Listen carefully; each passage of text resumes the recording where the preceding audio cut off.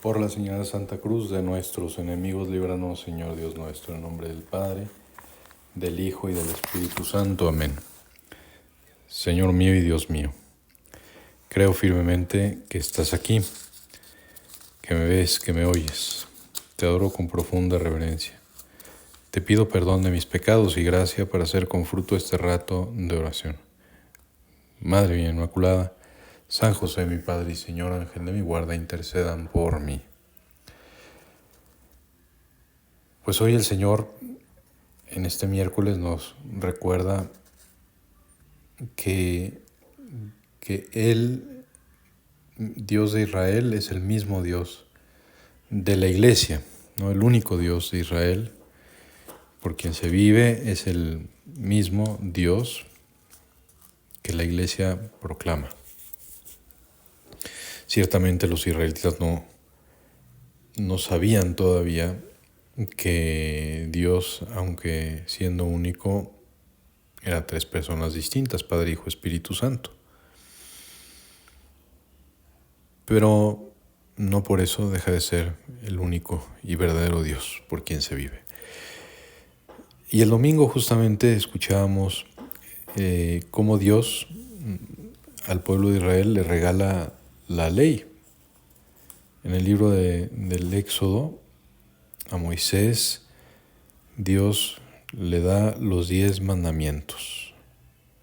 No de manera particular en ese libro que leímos ese domingo, tercer domingo de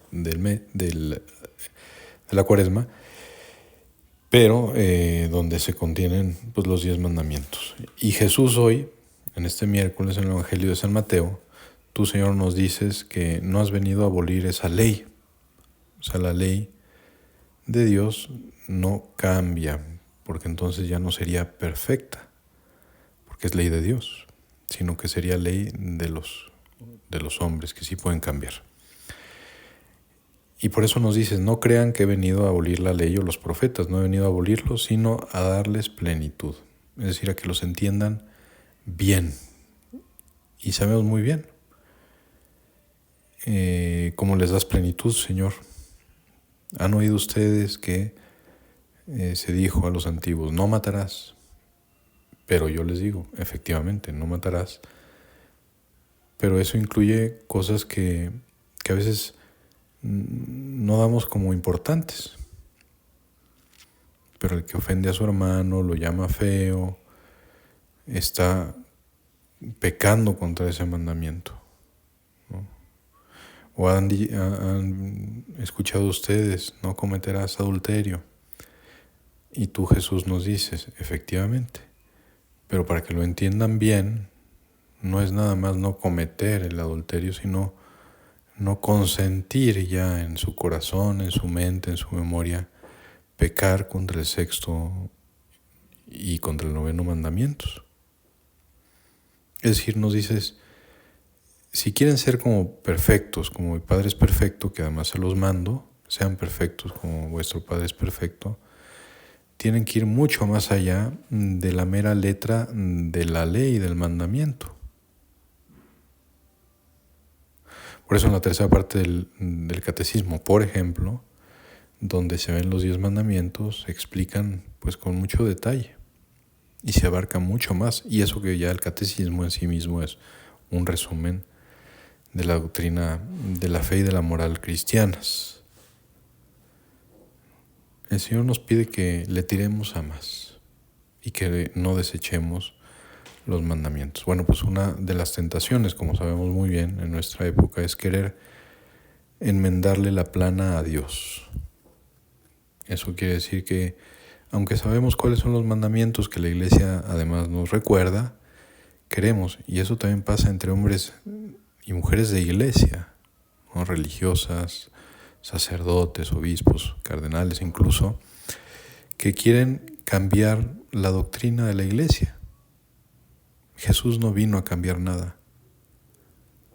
Así no nos dices, Señor, no crean que he venido a abolir la ley de los profetas, no he venido a abolirlos, sino a darles plenitud, ¿no? Y la Iglesia nos ayuda a lo largo del tiempo no a inventarnos nuevos mandamientos ni a quitar los antiguos, sino a ayudarnos a vivirlos en cada momento y en cada época, en cada circunstancia de una manera mejor y adecuada. No pretendamos hacer caso a aquellos que nos dicen que los mandamientos cambian. La ley humana puede cambiar efectivamente porque es imperfecta y no abarca todas las circunstancias, no es ni todos los tiempos, pero la ley de Dios, por ser ley eterna, ley dada por el Padre, está ya en sus cuestiones más básicas grabada en el corazón.